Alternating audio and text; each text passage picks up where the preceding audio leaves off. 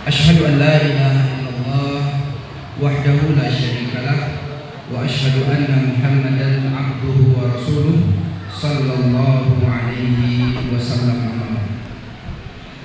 Puji dan syukur kepada Allah, kemudian salawat dan salam untuk teladan kita Nabi Muhammad sallallahu alaihi wasallam. Kabar gembira daripada Rasulullah sallallahu alaihi wasallam. Jadi tausiah lebih kurang 20 menit atau setengah jam ke depan. Ini khusus untuk ananda-ananda kami dan juga orang tua yang hadir. Kami berbangga dan berbahagia karena ketika kami hadir di wisuda tahfiz yang pertama, kami hadir yang dulu di Pustaka Bul Hatta, kami lihat bagaimana prosesnya, bagaimana wisudanya sampai selesai. Ketika itu kami ingat, kami meneteskan air mata dan kami sampaikan ketika itu, insya Allah kalau anak kami masuk SD, kami antarkan ke Cahaya. Alhamdulillah tahun ini, tahun depan, tahun 2020, tahun ajaran ini, kami dengan bangga, dengan senang hati ingin menyatakan bahwa anak kami yang pertama kami masukkan ke Cahaya. Kami dengar tadi sambutan dari yayasan, dari ustazahnya, dari ketua panitia. Ternyata kita memiliki satu frekuensi, satu nilai yang sama. Ada benang merah yang kami tarik tadi dari kepala sekolah, ibu kepala sekolah, ustazah dan juga ketua panitia tentang cinta. Dahulu kita antarkan anak yang kita cintai itu, cahaya hati kita, ke sekolah ini, disambut oleh guru-guru di sini dengan penuh cinta, dididik dengan penuh cinta. Cinta itu dalam bahasa Arab disebut dengan hubbun. Ada yang mirip-mirip dengan kata padanan kata hub. Kalau Ananda tahu kuaci atau kuaci, itu dalam bahasa Arab disebut dengan hubbus syams. Hubbus syams, biji bunga matahari. Ternyata kata hub, cinta itu, dengan kata hub, biji itu, dia memiliki akar kata yang sama. Kenapa? Cinta dengan biji itu dipadankan. Ternyata cinta itu sama sifatnya dengan biji. Biji itu meskipun dia baik, biji itu adalah biji yang terbaik, tapi jika tidak disemai di tempat yang baik, tidak dirawat oleh orang yang baik, tidak ditanam di tempat yang baik, meskipun bijinya baik, dia tidak akan tumbuh dengan cara yang baik. Maka kami meyakini buah hati kami, cahaya hati kami itu adalah cinta kami, biji kami. Dia harus tumbuh di tempat yang baik, dirawat oleh orang yang baik.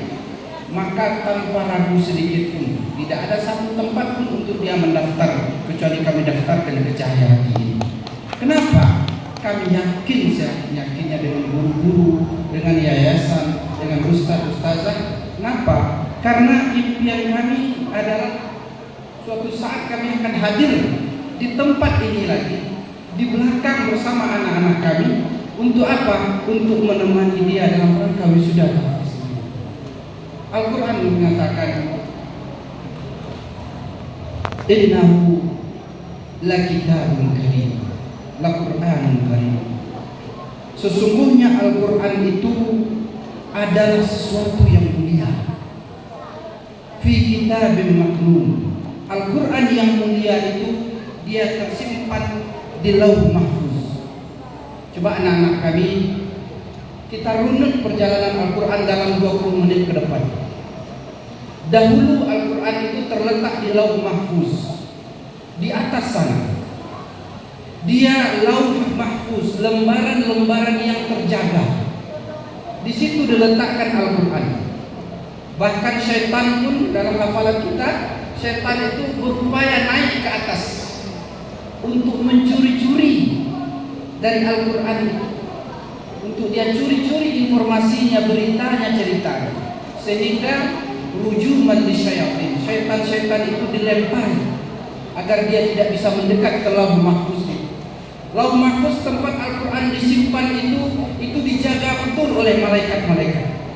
Tidak ada yang boleh mendekat, dijaga dari kisahnya, dijaga tidak ada yang boleh ditukar, dijaga tidak boleh ada yang ditiru. Semua Al-Quran itu terjaga rapi di Lauh Mahfuz. Malaikat yang menjaganya.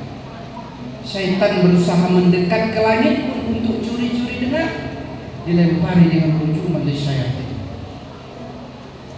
Seperti itu Allah menjaga Al-Quran. Tempatnya itu tempat yang mulia, dijaga oleh orang-orang yang mulia. Lalu bagaimana prosesnya Al-Quran itu? Al-Quran itu diturunkan ke langit dunia. Untuk membawa Al-Quran yang mulia itu ke langit yang mulia, dipilih satu malaikat. Dan malaikat yang dipilih itu adalah malaikat yang paling mulia, namanya malaikat Jibril. Harus yang mulia membawanya ke bawah sampai langit pertama. Waktu turunnya Al-Quran itu di malam hari. Ketika malam itu dipilih untuk waktu turunnya Al-Quran itu, maka malam itu menjadi malam yang paling mulia, yaitu malam 1000 bulan. Lebih baik daripada 1000 bulan. Pertama itu harus diturunkan kepada manusia, dan manusia yang dipilih untuk menerima Al-Quran itu adalah manusia yang paling mulia. Beliau adalah Rasulullah Sallallahu Alaihi Wasallam. Di mana diturunkan Al-Quran itu? Diturunkan di bumi. Bumi itu luas. Dipilih satu titik bumi tempat Al-Quran itu diturunkan. Namanya adalah Makkah. Dan Makkah ketika Al-Quran pertama itu bersentuhan dengan Makkah itu bersentuhan dengan Al-Quran yang turun dengan surat Al-Alaq itu, maka Makkah di malam hari itu menjadi Makkah Al-Mukarramah, mulia. Lalu bagaimana? Apakah selesai mulianya Al-Quran? Tidak. Ternyata tidak semua orang, tidak semua manusia Allah izinkan untuk mendengarkan Al-Quran dan untuk menyimpan Al-Quran di dada. Sekelas pimpinan Arab Abu Lahab, Abu Jahal, dan Abu itu meskipun dia tokoh penting di Arab, tidak Allah izinkan Al-Quran itu untuk disimpan di hati. Ini pilihan. Ternyata Al-Quran ketika itu Allah simpan di hati Abdullah bin Mas'ud, seorang pengembala domba. Al-Quran ketika itu Allah pilih di hati Salim Maula Abi Huzaifah. Al-Quran ketika itu Allah pilih di dalam dada Bilal bin Rabah. Orang-orang itu dulu di bangsa Arab, orang-orang yang hina, orang-orang yang rendah. Rasulullah memilih orang-orang itu agar Al-Quran diletakkan di dada, sehingga orang-orang yang awalnya dianggap hina itu, dengan Al-Quran di dadanya, dia menjadi orang yang mulia. Adapun asyraf, orang-orang yang mulia, Abu Jahal, Abu Lahab, Umayyah bin Khalaf, ketika menolak Al-Quran itu masuk ke dalam dadanya, mereka itu Allah rubah dari orang yang mulia menjadi orang yang hina semenjak hari yang menolak Al-Quran sampai hari ini dan sampai hari kiamat. Itu kemuliaan Al-Quran. Apakah kemuliaan Al-Quran itu berhenti? Tidak. Ternyata ayah bunda semuanya, ini yang perlu kita syukuri. Ketika kita mengantarkan anak kita di sekolah cahaya 6 tahun lamanya. Kalau tadi Ustaz Taufik kakanda kami mengatakan 6 tahun, 12 tahun bolak-balik mengantarkan anaknya ke sini. Itu kita bukan mengantarkan anak. Kita mengantarkan seseorang yang di dadanya ada Al-Quran. Kita mengantarkan setiap pagi orang yang akan belajar Al-Quran. setiap hari ditambah kemuliaan anak-anak kita selama 6 tahun. Hari ini adalah ujung dari kemuliaan. Kami tidak bisa bayangkan 6 tahun ke depan kami akan bolak-balik ke Cahaya Hati. Setiap hari anak itu pulang membawa Al-Quran, ayat-ayat yang baru, ayat-ayat yang baru. Coba bayangkan, di setiap wisuda tahfiz, di setiap wisuda tahfiz, anak-anak kita dipasangkan mahkota. Di sini iya juga, Ustaz? Iya. Ayah bunda, mahkota itu dipasangkan ke kepala kita 2 kali. Yang pertama dipasangkan mahkota itu di tempat ini, nanti siang ini, mahkota. Itu kali yang pertama. Kali kedua mahkota itu dipasangkan nanti di depan pintu surga. Kenapa? Karena hadis tentang memasangkan mahkota itu namanya hadis tentang tajul waqar. Tajul waqar. Nanti hari kiamat dalam hadis ceritakan ada anak-anak yang mereka itu berkerumun di depan pintu surga, sehingga anak-anak itu menghalangi orang lain untuk masuk ke surga. Pintu surga sudah dibuka, mereka tidak masuk, sehingga orang lain pun terhalang untuk masuk surga. Sehingga dikatakan kepada anak itu, ala tadkhulu, kenapa kalian tidak mau masuk ke dalam pintu surga? Masuklah, pintu surga atau buka. Apalagi masuklah ke depan pintu surga, ke dalam surga ini. Apa jawaban anak-anak itu? Nantadhiru aba'ana wa ummahatina. Kami tidak akan masuk surga sampai kami bisa melihat ayah dan ibu kami. Sehingga antrian sudah makin padat ya. Anak-anakku tetap, ini anak-anak kita ini, mereka berdiri di depan pintu surga, disuruh masuk surga, mereka tidak mau. Sehingga agak dipaksa, ayo masuk surga, orang lain banyak yang masuk surga. Apa jawab anak-anak itu?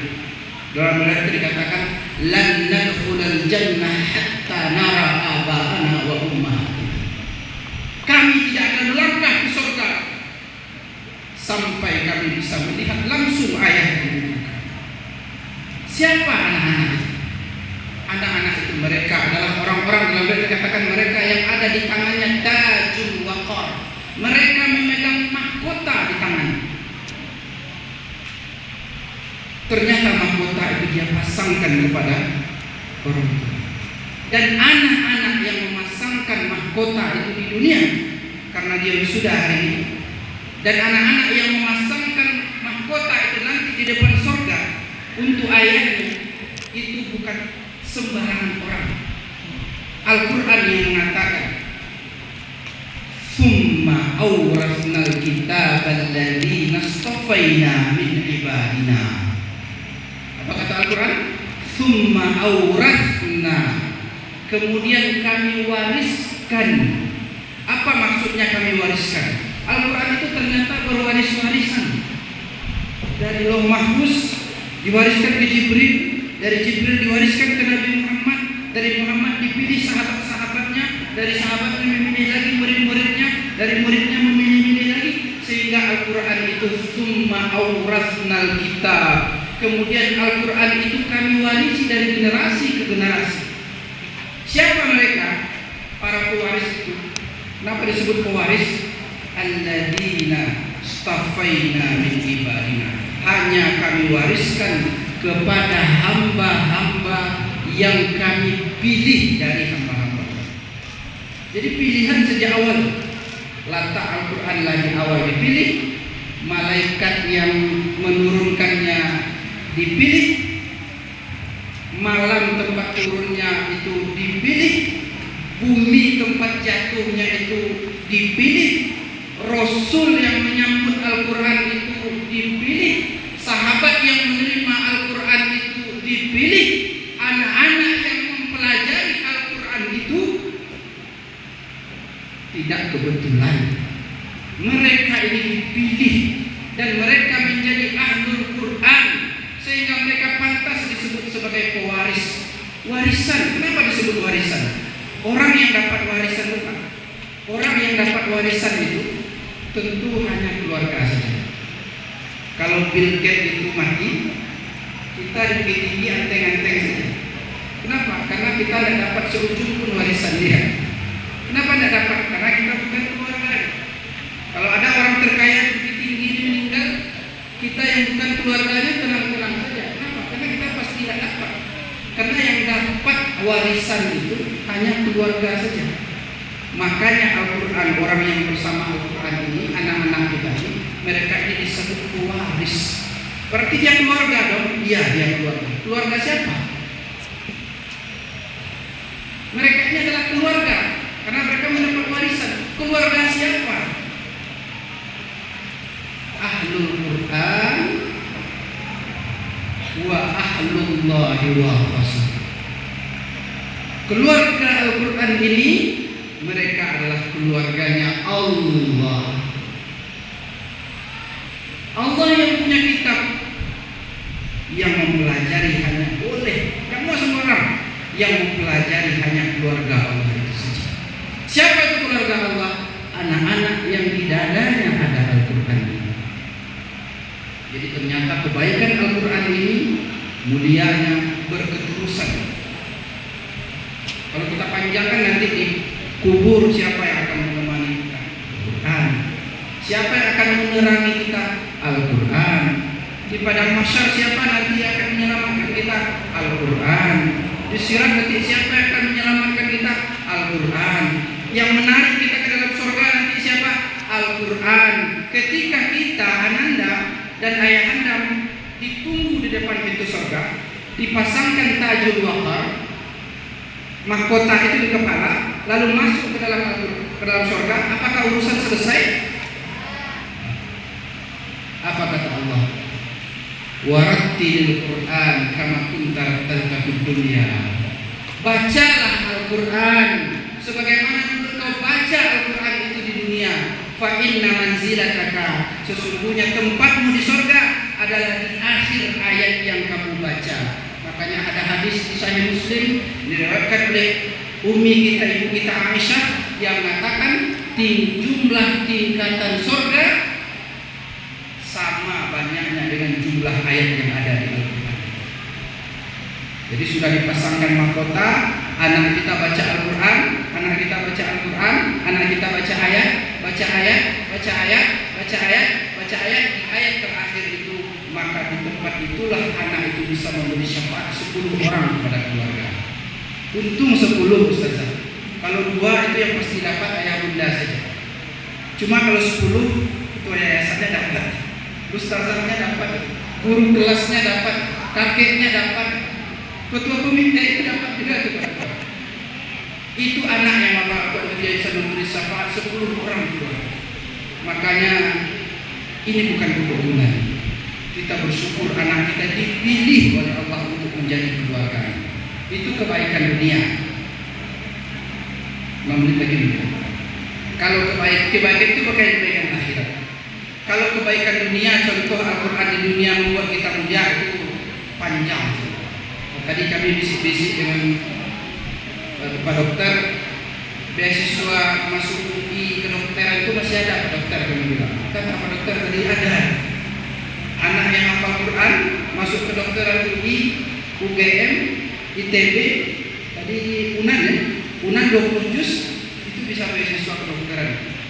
Pak Dokter tadi Akabri untuk menjadi tentara pun lihat.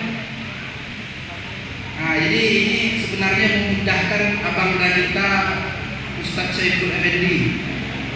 Kalau ingin butuh orang-orang terbaik di Bukit Tinggi, kan ada seleksi panjang untuk Kakanda. Untuk dipilih orangnya, untuk jadi diletakkan di pos ini, di kantor ini, di dinas ini, di sini, itu kan proses panjang untuk memilih. Sebenarnya kita sudah dibantu oleh Allah untuk memilihkan. Cukup diletakkan di persyaratan orang yang kita butuhkan itu, lihat bagaimana mereka selama ini dengan Al-Quran. Kalau rancangnya bersama Al-Quran itu orang yang Allah pilih. Kalau itu yang Allah pilih, tinggal masukkan saja ke Kakanda DPRD undang-undang untuk buku di Posiko, mereka harus bersama Al-Quran. Untuk di Posiko mereka bersama Al-Quran. Kalau orang-orang yang bersama Al-Quran itu yang kita pilih, maka kejayaan itu, kemuliaan itu sudah pasti kita dapat. Kami ini contoh, kadang-kadang anak itu kalau kita beri contoh orang yang dia bersama Al-Quran itu payah menjadi menceritakan kok Abdullah Azam, menceritakan kok yang lain-lain tak jauh. Ini maaf, la nuzakki 'ala Allahi ahada. Kita tidak memuji manusia itu melebihkan sesuatu. Kami sudah kenal lama dengan Kakanda Ketua DPRD kami. Tadi ketika dulu kita masih di Kairo. Abang dulu di Biak misalnya ya? Di daerah ya? Di mana? Di Biak ya? Kakanda kami sudah kenal dulu 2006-2007 ketika masih di Kairo. Beliau tinggalnya tidak di Kairo, dia tinggalnya di Biak, jauh di daerah di ujung negeri. Jadi ketika disebut nama Ustaz Saiful Effendi, image kami beliau ketua DPRD itu masih baik membayangnya. Karena ketika disebut nama Saiful Effendi, yang terbayang di kepala kami adalah beliau ini dahulu punya rumah di Biak. Kami pernah hadir ke rumah beliau. Di kamarnya dahulu banyak kitab, ke Kaironya ketika itu bimbingan S2, kalau enggak ketika ada book fair, ada pameran buku, beliau ke Kairo beli buku banyak-banyak, kitab banyak-banyak, balik ke daerah lagi, baca buku sana lagi, sehingga yang terbayang ketika disebut nama Ustaz Saiful Bahri, Saiful Effendi, yang terbayang di kepala kami beliau kitabnya, beliau dengan gudang kitab-kitabnya. Tapi sekarang disebut nama Ustaz Saiful Effendi, kepala kami harus memikirkan beliau image-nya sekarang adalah ketua DPRD. Apa yang ingin kami sampaikan kepada anak-anak kami? Ini contoh. Kalau bersama Al-Quran di dunia ya, kalau bersama Al-Quran di dunia, bersama ilmu agama di dunia, ini contoh yang paling dekat. Seperti itu Allah memuliakan. Jadi barangkali itu yang kami sampaikan kepada orang tua. Mudah-mudahan ini hari bahagia, kita memasangkan anak-anak kita, memasangkan mahkota kepala kita hari ini.